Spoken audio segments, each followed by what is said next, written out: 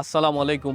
যারা চিন্তা করছেন, যারা রয়েছেন ইন্ড ইউজার অথবা যারা রয়েছেন ইনভেস্টর এবং যারা রয়েছেন বাইরের কান্ট্রিতে আউট অফ দুবাই, যারা ইউএসএ এবং কানাডা, অস্ট্রেলিয়া থেকে চিন্তা করছেন দুবাইতে বা ইউইতে আমি কি ইনভেস্ট করব কি করব না, তাদের জন্য বলছি এই অপরচুনিটি আপনি মিস করবেন না। কারণ ইউরোপের যেই কমিউনিটি থাকে, ইউরোপের যে এরিয়া থাকে, আপনারা জানেন ম্যাক্সিমাম জায়গায় হচ্ছে গ্রিনারিজ থাকে।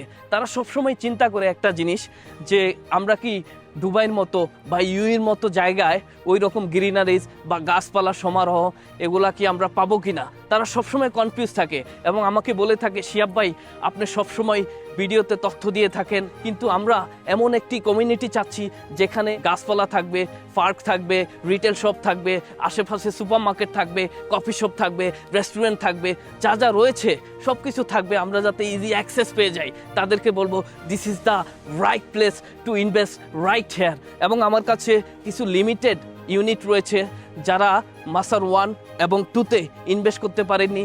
Within 17 days is gonna be sold out. So যারা এখনো মিস করেছেন, just you can contact with me. Thank you.